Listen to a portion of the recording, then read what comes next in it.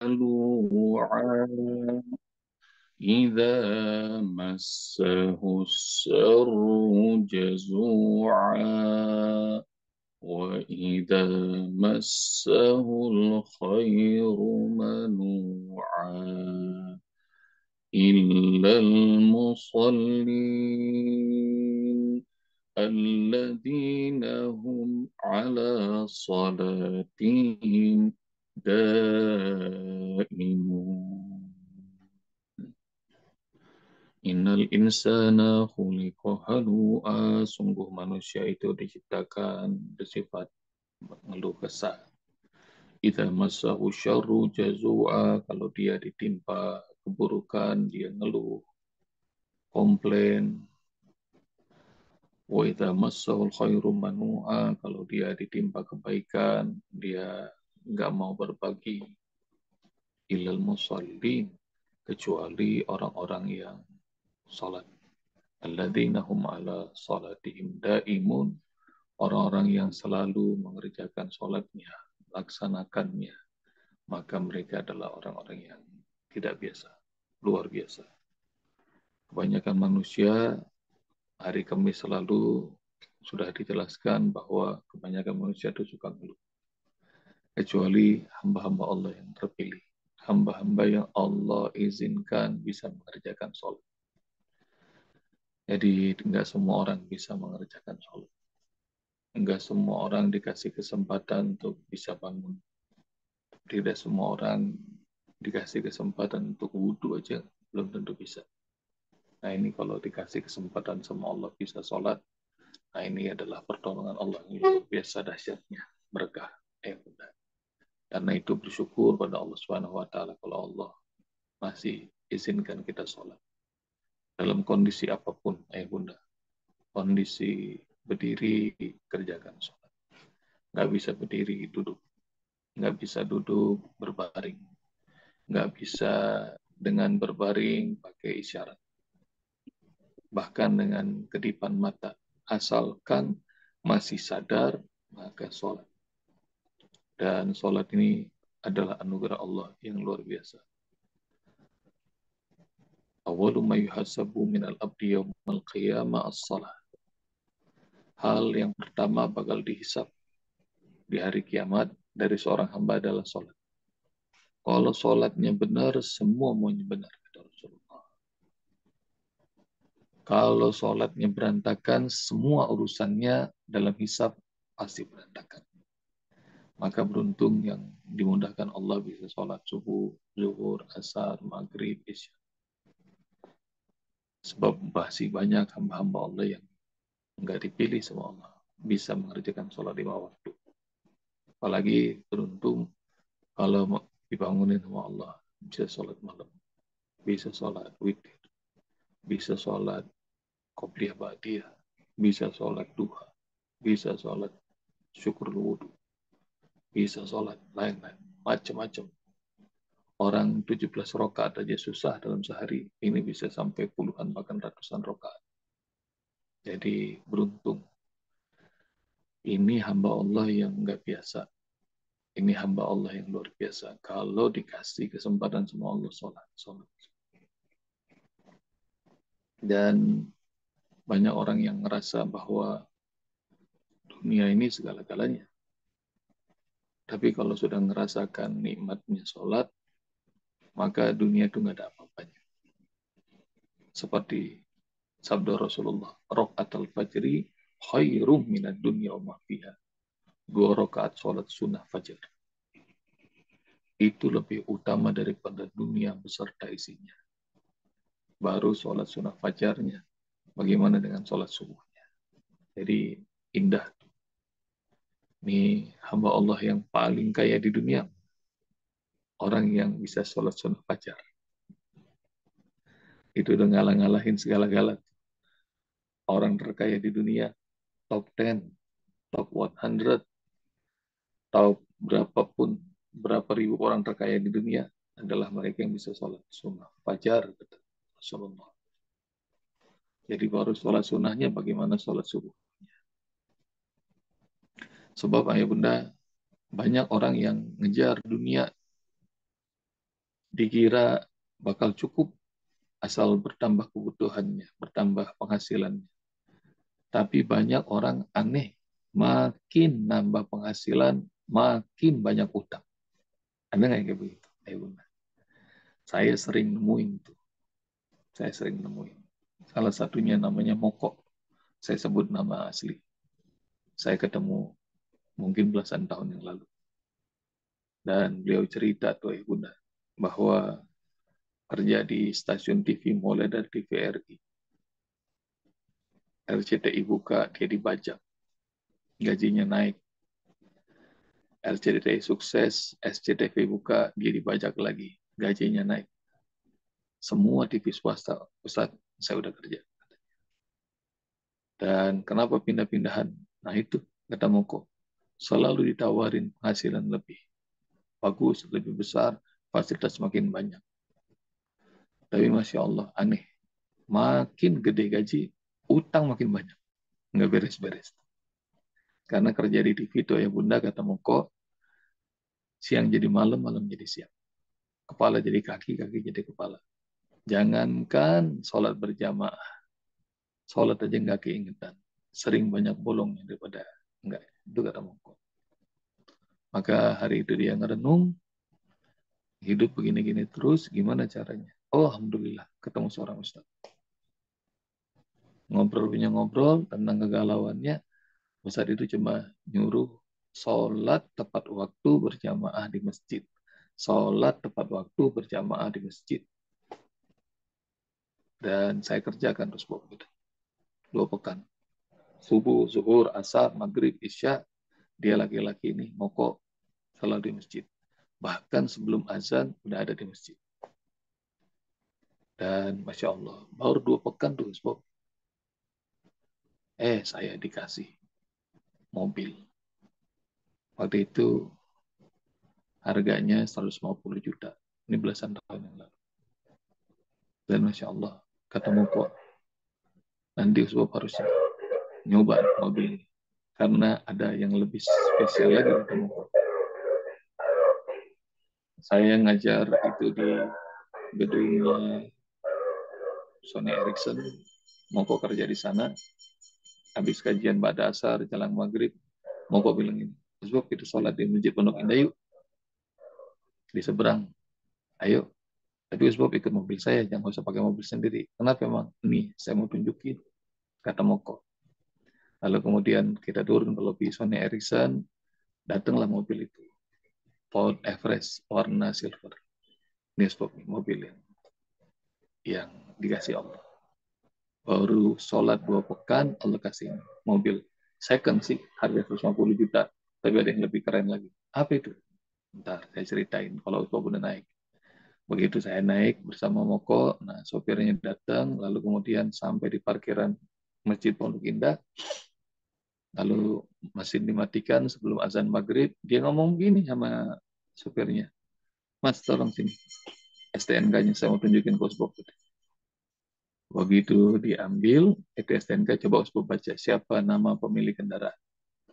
Begitu saya baca, itu tertulis pemilik kendaraan Kiai Haji Abdullah Gimnastiar. Agim.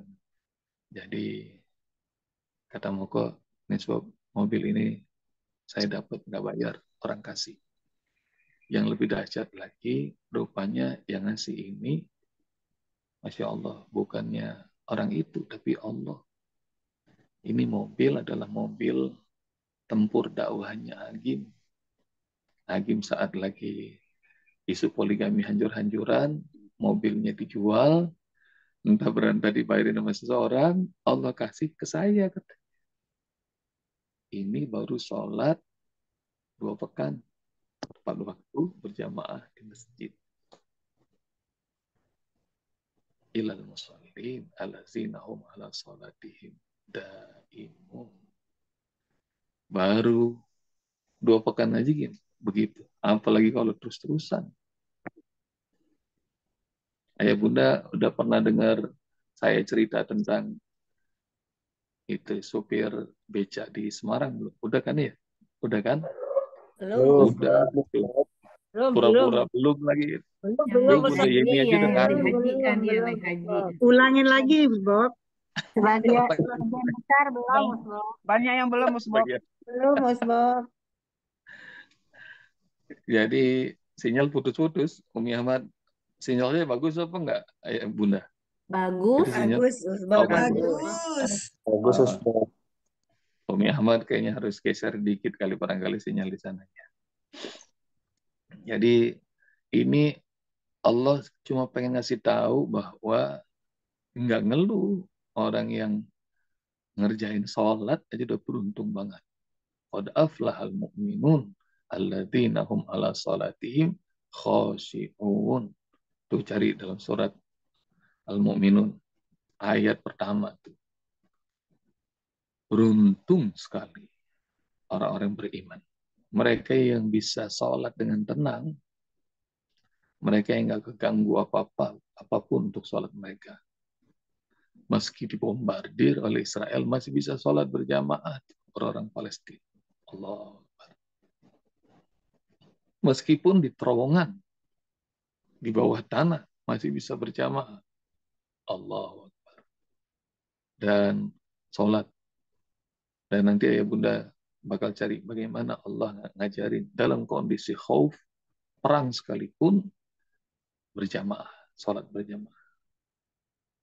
Nanti cari ya, diajarin langsung sama Allah Subhanahu wa taala teknik salat dalam kondisi perang. Jadi, oh masih bisa ingat Allah, masih bisa salat, itu keberuntungan.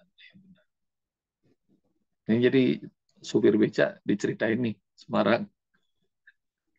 Ceritain Jadi, dulu Bob. jadi ayah angkat saya almarhum Haji Hotman Zainal Arifin.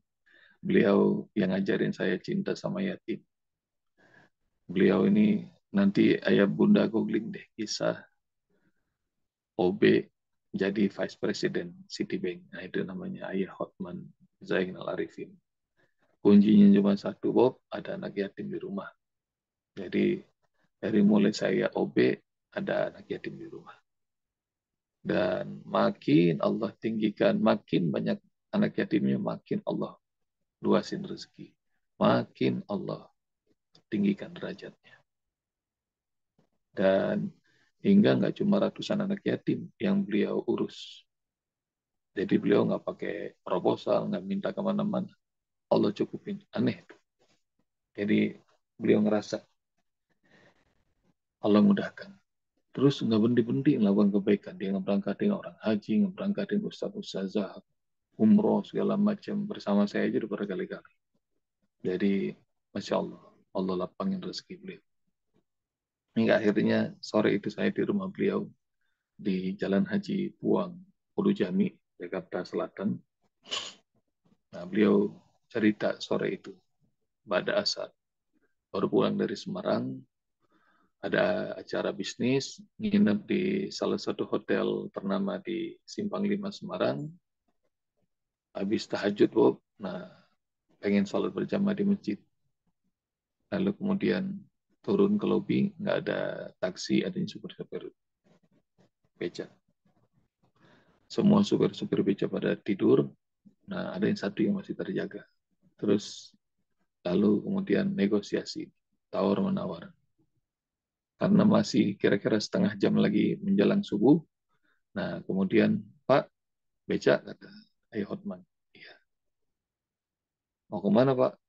Nah, karena masih setengah jam lagi, beliau ngomong, antar saya keliling kota Semarang. Dan tukang beca tuh nganterin tuh. Nah, kalau yang sudah pernah ke Simpang 5, nah Simpang 5 tuh alun-alun, banyak jalannya gitu lah. Nah, tukang beca ini masukin ke sini, balik lagi ke Simpang 5, muter lagi jalan ke sini, balik lagi ke Simpang 5, oh gitulah kira-kira. Tiba-tiba kedengar suara tarhim. Bunda tahu nggak tarhim? Jadi kalau di masjid-masjid Jawa Tengah, di Jawa, di kampung sering banyak tuh supaya orang-orang siap-siap sholat subuh. Nah itu sering dipakai tarhim. Itu belum Assalatu ada. wassalamu alaik. Atau ya arhamar rahimin irhamna. Kedengeran. Nah tiba-tiba supir beca ini ngomong gini, Pak, boleh nggak saya pindahin Bapak ke beca teman saya? Kenapa Pak Ibnu? Saya mau ke masjid Pak, kata Ibnu tukang beca. Kan belum azan, kata Ayah Hotman. Iya Pak, ini sudah jadi janji saya sama Allah. Saya mau jadi orang yang pertama setiap hari buka gerbang masjid, nyalain lampunya, dan kalau nggak ada yang azan, saya yang azan. Ini hebat banget nggak tuh, kata supir beca kayak begitu. Terus saya sampai kaget, kata Ayah Hotman, tapi tiba-tiba jahil saya muncul. Terus saya ngomong begini sama Pak Ibnu, Pak, boleh nggak Bapak nggak usah ke masjid, antrin saya aja sekeliling kota Semarang. Saya bayar 500.000. Sepagi itu, Bapak Ibu sekalian rahmati Allah Subhanahu Wa Taala, Ibnu ditawari 500.000. Padahal tanya sama tukang beca, 500.000 itu belum tentu ketemu seminggu kalau dia narik beca. Tapi Masya Allah, Ibnu mengatakan, enggak Pak, saya mau ke masjid, kata guru saya, sholat sunnah fajar lebih utama daripada dunia beserta isinya. Itu ketampol banget. Bunda percaya nggak? Saya ke kuliah subuh, waktu saya datang ke Sydney, menuju masjid perjalanan 1 jam, itu kira-kira jam 4 atau bahkan sebelum jam 4, saya banyak melihat orang-orang Sydney, Australia, udah bangun. Mereka jalan. Kenapa? Nemenin anjingnya jalan kaki atau lari. Gak cuma satu, banyak. Saya lihatin. Saya nanya, itu ngapain orang lari-lari jam segini? Kata orang sini, iya saat karena sebentar lagi mereka bakal sibuk, mereka bakal ninggalin anjingnya di rumah atau di apartemen, dan nggak punya waktu lagi nih sampai malam. Mereka baru pulang malam, jadi mereka bangun untuk nemenin anjing. Bayangin, kayak benar. Mereka bisa bangun karena mau nemenin anjing lari. Insya Allah. Ini ada tukang beca. Dia mengatakan sholat 2 rakaat sunnah fajar itu lebih utama daripada dunia beserta isi. Apa Ibnu mungkin kurang? Bagaimana kalau 1 juta? Masih jahil, saya masih muncul tuh. Dinaikin sama Ayah Hotman. Enggak. Dia rupanya enggak bergeming. Ya enggak, akhirnya ya udah saya ngalah. Ya udah kalau gitu Ibnu, saya ikut ke masjid. Emang tadinya niatnya turun dari hotel mau ke masjid. Cuma nih adegan Allah tunjukin saya dahsyat banget. Hingga sepanjang jalan menuju masjid, saya netes air mata. Saya selalu bilang sama Allah, ya Allah, berikan kepada bangsaku Indonesia orang-orang hebat seperti Ibnu yang takut padamu dan menjaga kesetiaannya padamu. Hingga itu sholat indah banget. Benar tuh Bob, katanya yang buka gerbang masjid dia, karena belum ada orang yang datang. Yang nyalahin lampu-lampunya dia.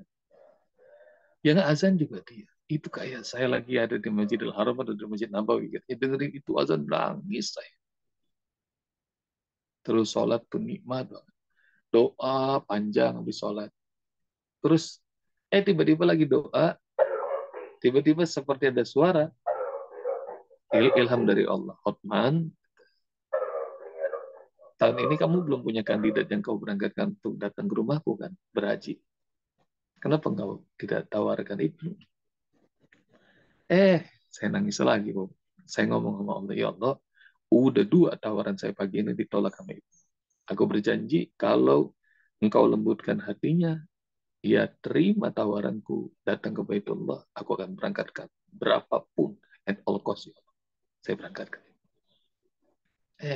Doa udah nangis sudah selesai. Tutup wajah, menyeka air mata. Rupanya Ibnu udah berdiri di belakang nungguin. Begitu saya berdiri, mari Pak, kita lanjutin lagi perjalanan keliling kota Semarang, kata Ibnu. Terus saya jolurin tangan, pengen salaman sama Ibnu. Ibnu nyambut, ini salaman. Saya tarik, Bob, tangan beliau, saya peluk. Saya nangis tuh di sisinya Ibnu. Tapi Ibnu karena belum kenal, dia orang yang dengan latar belakang saya nggak tahu, dia bingung. Ini mau dipeluk apa gimana? Dia ada orang stranger nangis meluk dia. Terus dia biarin aja saya. Dan tiba-tiba di telinganya Ibnu saya ngomong, Pak Ibnu, 2 tawaran saya pagi ini Bapak tolak.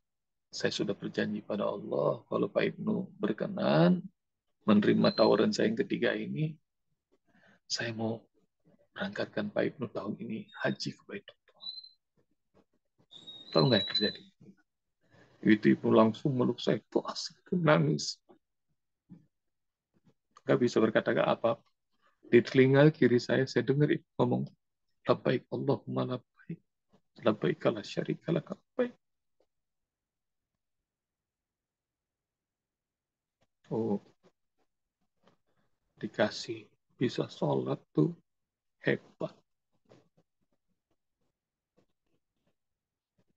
Bila musalli,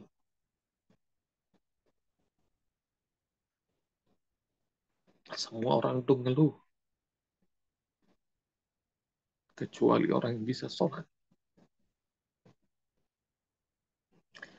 Apalagi sholatnya itu dia candu, jangankan nggak sholat, terlambat aja udah kayak orang kebelet, kayak orang panik.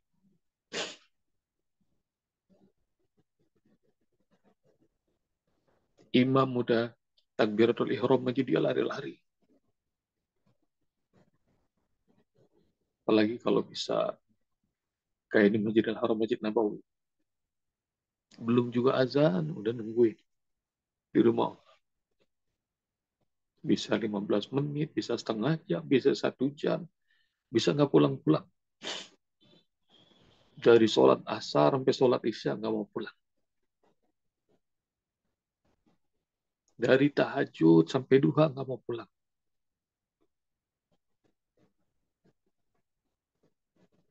Nikmat banget. Bisa dikasih sholat sama Allah. Apalagi di Masjidil Haram, Masjid Nabawi. Sholat ini pol.